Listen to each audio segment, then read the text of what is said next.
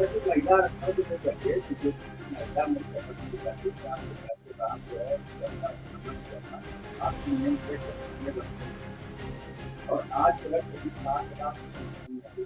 आपका परिचय क्या है?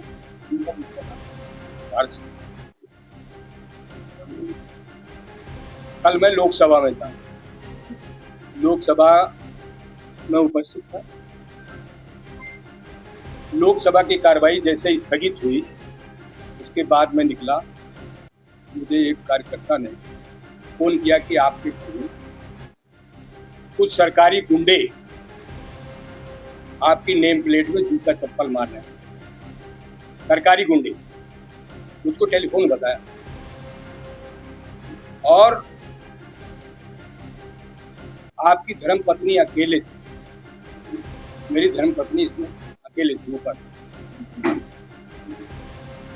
जब वो इस गेट के पास कैमरा है, कैमरे से उन्होंने देखा कि ये क्या कर, वो ऊपर से आई, तो क्या बात, तो उनके साथ अभद्र भाषा और अभद्र भाषा का इस्तेमाल करके ऐसा साबित कर रहे थे कि ये देश उन्हीं का है और किसी का है नहीं। ये भाजपा संरक्षित गुंडे हैं। इन गुंडों ने कल जो काम किया है उस लोकतंत्र की हत्या है। लोकतंत्र में सबको अपनी बात कहने का अधिकार है, लेकिन उसका प्लेटफॉर्म, लोकतंत्र में प्लेटफॉर्म पे बात होती है। पक्ष विपक्ष होता है, पक्ष सत्ता होती है, विपक्ष जनता की बात करता है और विपक्ष जनता की बात उठाता है सरकार की गलतियों को। लेकिन ये कृत्य इतना निंदनीय हुआ है, मैं तो दाद दे दूंगा अपनी धर्मपत्नी को कि उनको ऊपर से जब वो नारे लगाने लगे अखिलेश यादव मुर्दाबाद, डिम्पल यादव मुर्दाबाद, नरेश उत्तम मुर्दाबाद, तो उन्होंने कहा भाई ऐसा मत करो, सांसद जी नहीं है, तो और तेज होकर बोलने लगे। तो मेरी धर्मपत्नी ने भी कहा कि डबल इंजन की सरकार मुर्दाबाद, अराजकता मुर्दाबाद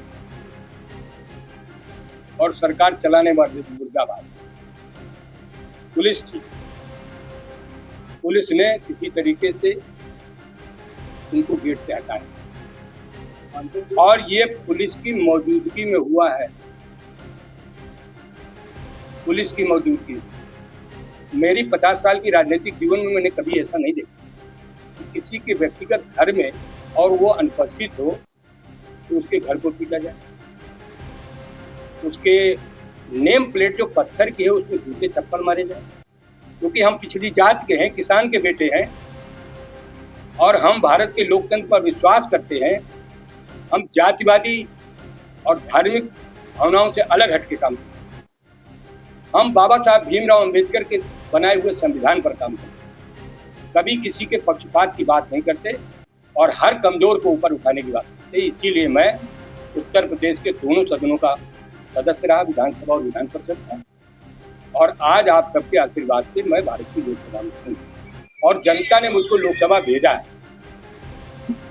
लोकसभा भेजा है कि जन समस्याओं को उठाओ, सरकार को आगाह करो और सरकार की गलतियों को वहां लोकसभा में बताओ। हम लोकसभा में बोलते हैं, हर विषय पर कोशिश करता हूं कि मैं उस डिबेट में भाग लूं और जो मेरी योग्यता है, जो मेरा अनुभव है, मैं लोकसभा में अपना प्रदर्शन करता हूँ। पूरी बात सुनो। और जो बहाना ले रहे हैं नारी शक्ति बंधन अधिनियम का, ये नारी शक्ति बंधन अधिनियम का विरोध नहीं। नारी शक्ति बंधन अधिनियम 2023 में पास हो गया। देश के सारे सांसदों ने सर्वसम्मत से पास किया और 2024 में लगाने की बात थी, इन्होंने नहीं लगाया। 33% का आरक्षण महिलाओं को 2024 में भी नहीं दिया। उसके बाद 24 के लोकसभा चुनाव के बाद जब मैं लोकसभा में पहुंचा हूं तो आज से 7 महीने पहले मैंने लोकसभा के अंदर कहा कि जब राज्यसभा लोकसभा में ये नारी शक्ति बंधन अधिनियम पास है तो इसे लागू क्यों नहीं कर रहे हो। इसको लागू करो, अपने वादे को पूरा करो। ये बात मैं बोला, वो बात इनको नागवार लगी, वो बात नागवार लगी कि नारी शक्ति बंधन अधिनियम का ये क्रेज ले रहा है। हम क्रेज लेने के लिए नहीं गए, हम जिसको जो अनुमन्य अधिकार है या जो सरकार ने जो वादा किया है उसको दिलाने के लिए क्रेज ले भारतीय जनता पार्टी। परसों 17 तारीख को हम सारे सांसद, देश के सारे सांसद, हिंदी में बोले, अंग्रेजी में बोले, उड़िया में बोले, बंगाली में बोले, गुरमुखी में बोले, तेलुगु में बोले, मलयालम में बोले, पंजाबी में बोले, सारे सांसद इनके विरोधी कि आपका जो पश्चिमन का 131वां संविधान संशोधन है, विधेयक लाए हो, ये उचित नहीं है, ये उचित समय नहीं है। आप देश के कॉन्स्टिट्यूशन को संशोधन कर रहे हो, तो इस पर जब तक जन विश्वास नहीं लोगे, जब तक इसकी अलग से बैठक नहीं करोगे, इसके लिए समिति नहीं बनाओगे, ये भारत के लोकसभा में डिस्कस नहीं होगा, तो कॉन्स्टिट्यूशन में संविधान संशोधन कैसे होगा। और वो फ्लोर में हार गए।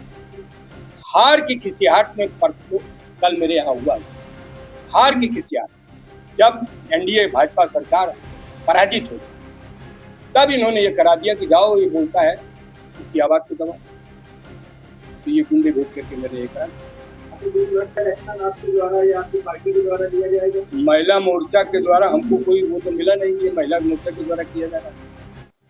भाई, जब सरकार के खिलाफ हम कोई भी आंदोलन करने जाते हैं, हम प्रधानमंत्री को भी ज्ञापन देते हैं, हम मुख्यमंत्री को ज्ञापन देते हैं, हम मंत्रियों को भी ज्ञापन देते हैं, हम जिलाधिकारी को ज्ञापन देते हैं, तो पहले तो बता देते हैं कि हम समाजवादी पार्टी के आपको ये ज्ञापन देने आ रहे हैं। तो न हमको सूचना किया गया, न हमारी पार्टी के लोगों को सूचना किया, न मेरी पत्नी अकेली थी, उन्हीं को बता देते कि काय का प्रदर्शन ये, हाँ, ये जो प्रदर्शन आप सही कह रहे हो, ये जो गंदता है या जो न्यूसेंस हुआ है, ये अलग विषय है, ये गुंडागर्दी है। ये इसके खिलाफ भारत की लोकसभा में मामला उठेगा, भारत की लोकसभा में, कि लोकतंत्र को खत्म करने का काम आपके भेजे हुए गुंडे लोग किया। हमारे समाज में नहीं, देश में है।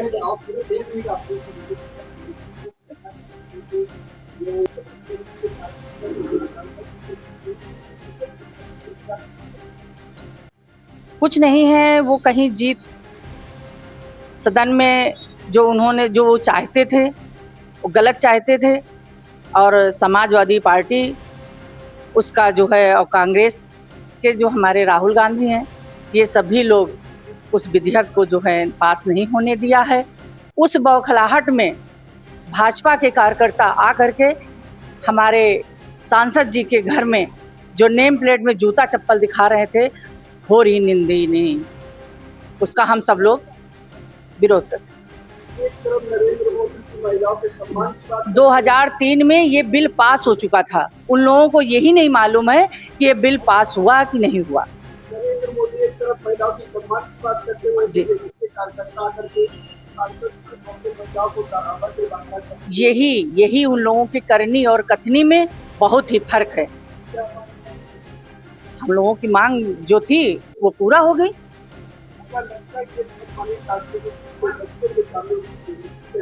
घोर निंदनीय मुकदमा।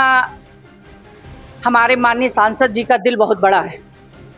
मुकदमा तो नहीं लिखाया जाएगा, और सदन में माननीय सांसद जी इस बात को जरूर उठाएंगे कि एक घर में महिला अकेले घर में रह करके, और उसके सामने, पहली बात तो महिलाओं को शर्म आनी चाहिए कि महिला घर में अकेले है और उसके सामने जा करके हम इस तरह की बदतमीजी कर रहे हैं।